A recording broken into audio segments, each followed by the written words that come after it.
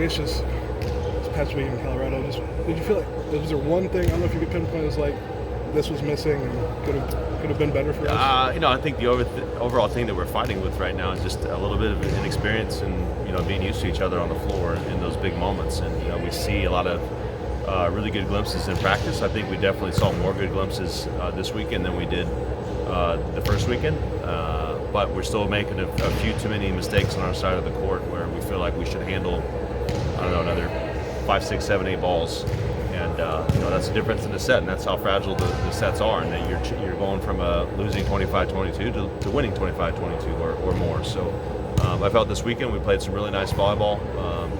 Raina had a really nice performance this weekend, and a lot of players had nice serving performances as well. Just played quality opponents and couldn't pull out some sets where we had the lead and gave up a few too many runs. But I like the direction we're moving. We just got to make the corrections a little bit better. I mean, you've talked about before, and probably every volleyball coach is serving and passing. That Wednesday. Just where do you feel like your team's at? Yeah, pretty good actually. I mean, probably the thing I was most concerned about heading into the season was passing, just because it's a brand new passing unit. It's the first time all three of them had worked together, and Barnes stepping into the libero role. You got Raina playing full 6 rotations, and the first time Jesse played 6 rotations as well.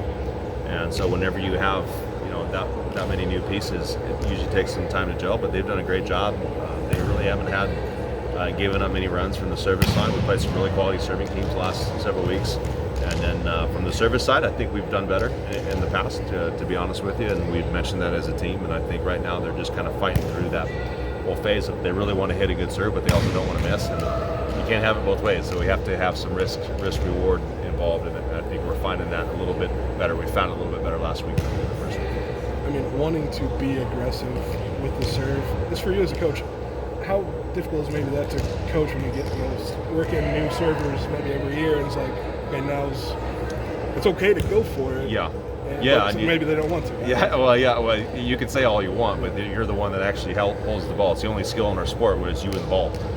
There's no other position that's dependent on you other than yourself. And so, I think you're just fighting through some nerves. And we got some new servers out there that haven't done it before, and they've got good serve. All of them that serve have great serve. You got to find it in the moment. You got to finally kind of get to that point, the aha moment where you're going to break through and hit those really nice serves over and over and over again. And Raina had a couple of really nice service runs. Diana Brooke-Mosier had a couple of really nice runs as well. So good to see us do it better than the weekend before, but we're still probably looking for a little bit more in that regard. You mentioned some inexperience in figuring things out on the court. Kennedy being out changes that. Where's she sort of at?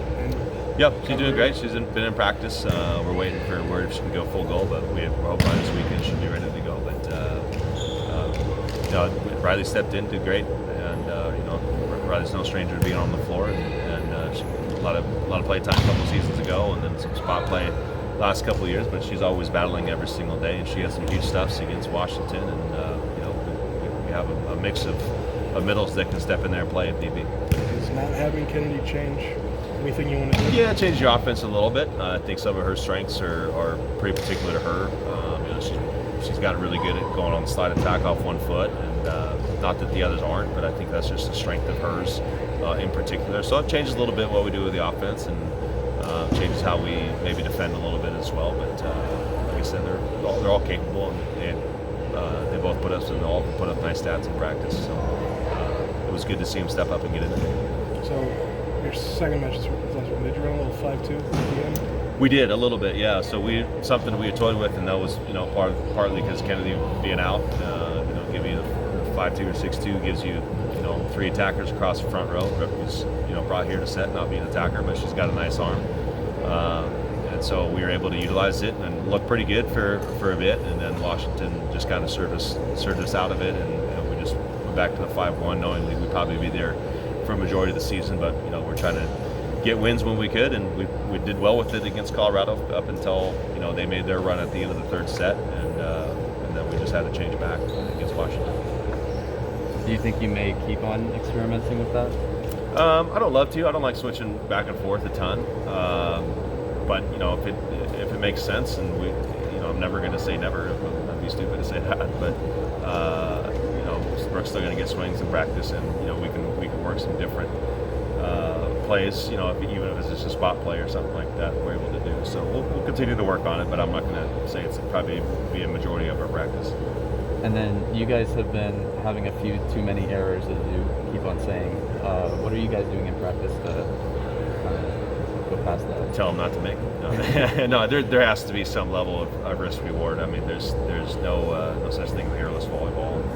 If you do, you're probably getting pummeled back down your throat from the other side. So, for us, it's just about recognizing when you're able to take those risks and what a good error looks like when you're going for the correct thing. That's usually we're okay with it. It's when we make tentative errors, which I don't like. So if we're trying to make the serve and it wouldn't be a good serve anyways, and you miss in the low net or you miss 10 feet wide, that's not a good error in my opinion. Same with attacking. So we just try to teach them about what it looks like and what it looks like when it's good, and this is what it can help do, and then what it looks like when it's not as good. Making sure we just try to obviously shore that up a little bit. What's the difference between just with Caroline from DS to Lavelle? I mean, yeah, put on a different jersey. Yeah, a lot of responsibility too. That position traditionally is, besides if you're running the 5-1 center, never comes off the floor, right? And except for one defensive rotation when they can't serve for the other middle. So she's in charge of all the defense. She's in charge of knowing all the passing, lines and everything like that. And she has to communicate that through. So it's not just a position shift in terms of, okay, well, you're still passing and playing defense. No, now you're in charge of a lot. You get a lot more ownership of kind of the backcourt, and you have to be the one that everyone's going to look to for this, second contacts if the setter digs. How do we handle passing seams? Make sure we're watching for certain plays from the other side. She has to be as good as that as anyone on the floor. Great. All right. Thanks, guys.